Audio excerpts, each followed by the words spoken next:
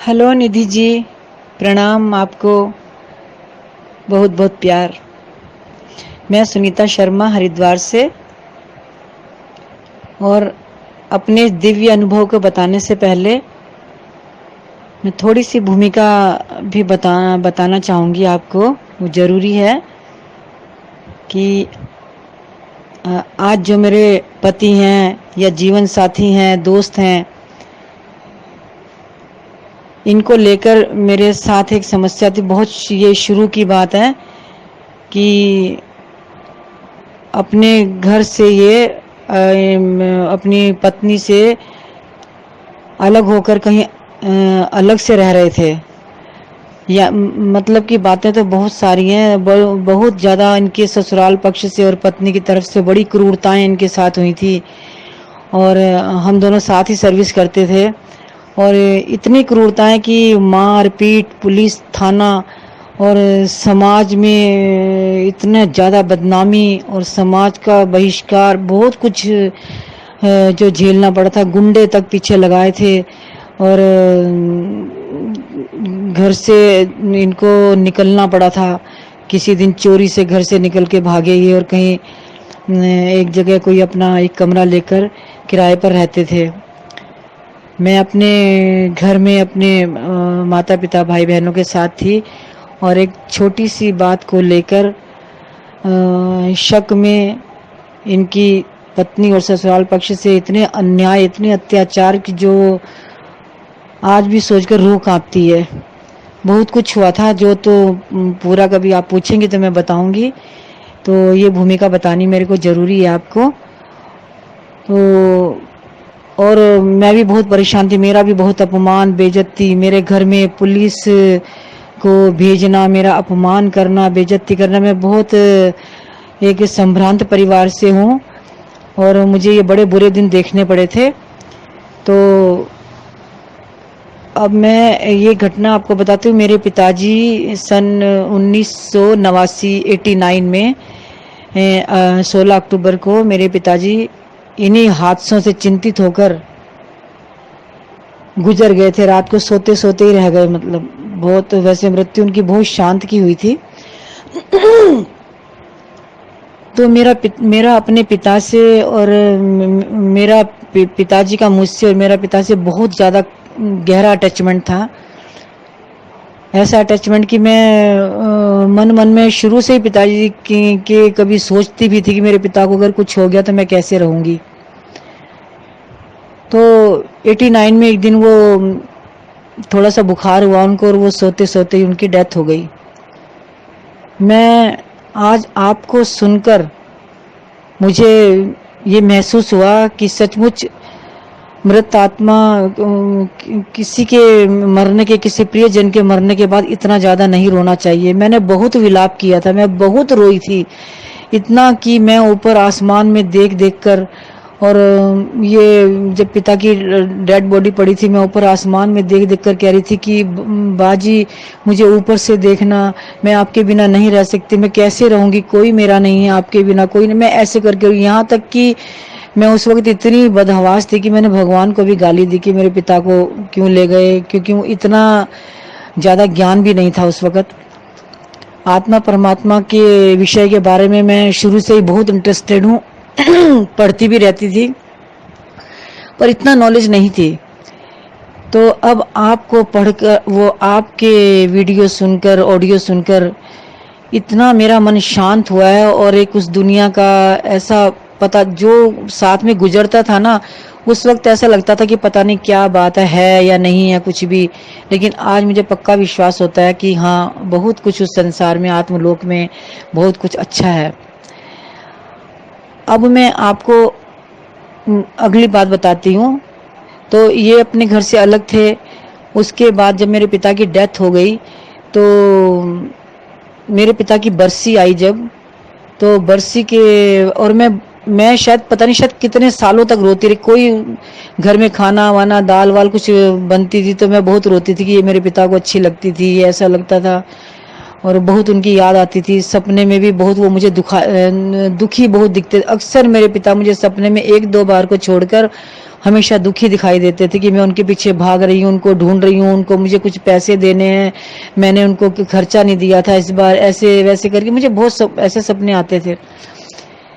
तो ऐसा हुआ कि जिस दिन मेरे पिता की बरसी थी, तो पंडित जी ने बरसी का सब काम पूरा किया। तो पंडित जी ये बोल रहे थे कि आज इस आत्मा की यात्रा पूरी हो चुकी है, अब ये अपनी अगली यात्रा के लिए ये आत्मा प्रस्थान करेगी। और तो मैं उस वक्त भी मैं रो रही थी कि मेरे पिता, इसका मतलब मेरे पिता आज इस समय तक घर पे ही थे। 1 साल तक मेरे पिता चले गए कहीं। मैंने टाइम देखा अपनी घड़ी में, मेरे हैंड वॉच देखी मैंने, तो उसमें उस वक्त 11:30 का समय था। तो फिर अगले दिन या 2 दिन बाद मुझको ये मेरे जो अब मेरे हस्बैंड हैं, मुझको ये मिले वहाँ पर। उस वक्त हम दोस्त थे, दोस्त भी क्या थे, ये भी बहुत मजबूरियां थी, ऐसी मजबूरियां पैदा करी गई कि हमें साथ आना पड़ा।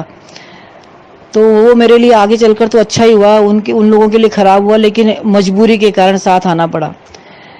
तो मुझे मिले, कहने लगे कल मेरे साथ एक बड़ी विचित्र घटना घटी और मैं बड़ा हैरान हूँ। तो मैंने कहा क्या हुआ?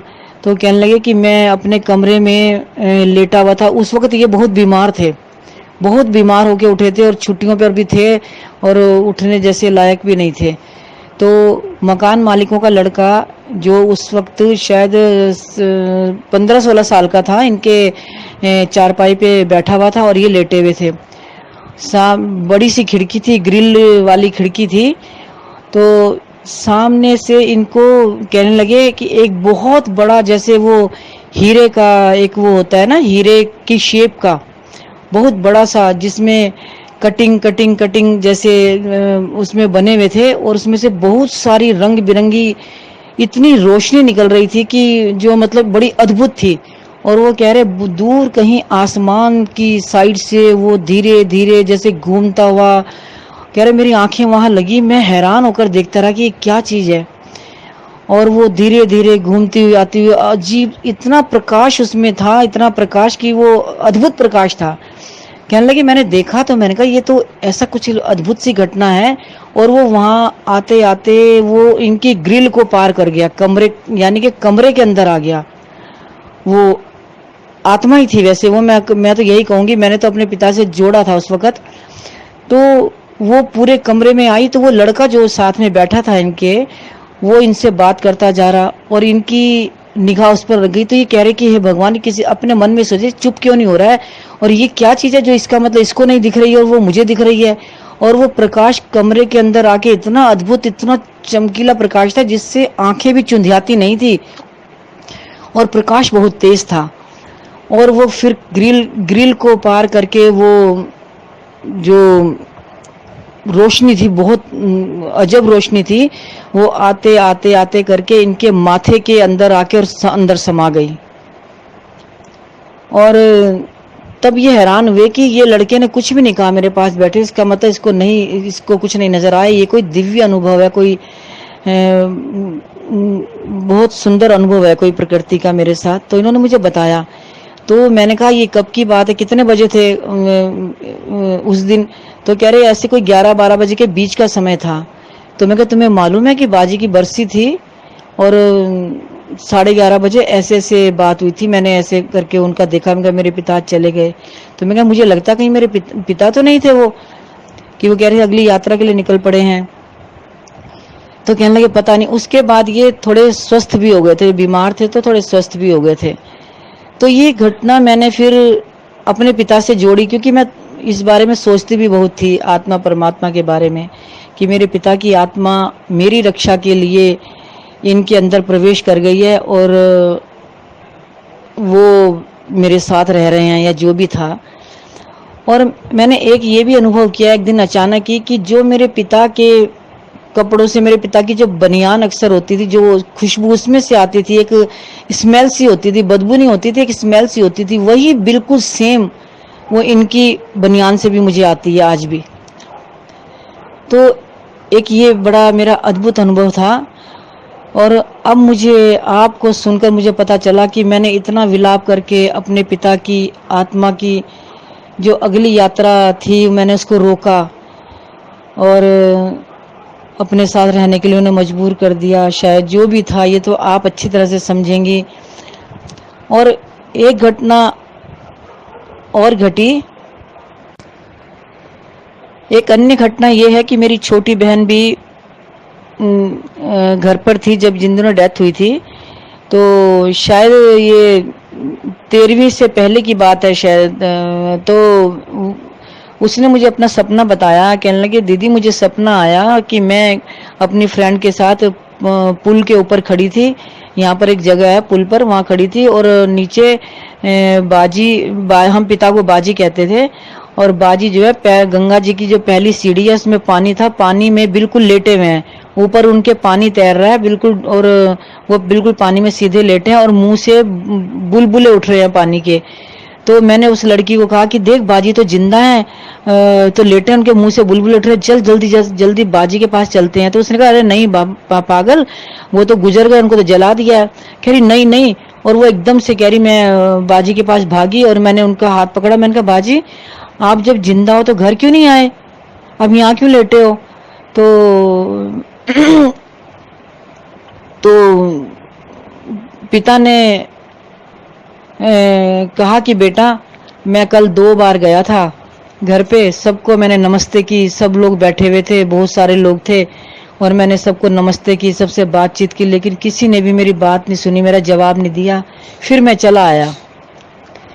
तो इससे ये घटना से पहले ऐसा हुआ था कि मेरी बहन ने जब वो तितली की घटना घटी थी तो उससे पहले मेरी सिस्टर ने वो ये बताया कि दीदी आज ना एक तितली पीले रंग की 2 बार आई, और 2 बार आई, बाजी की फोटो के आगे बैठी और चली गई, फिर दोबारा आई फिर बैठी। उसके बाद फिर उसने ये सपना देखा था। तो इसका मतलब फिर दूसरी तितली के रूप में मेरे पिता 2 बार वहां पर आए और उन्होंने फिर ये सपना मेरी बहन को दिखाया। तो ये मेरे अनुभव हैं।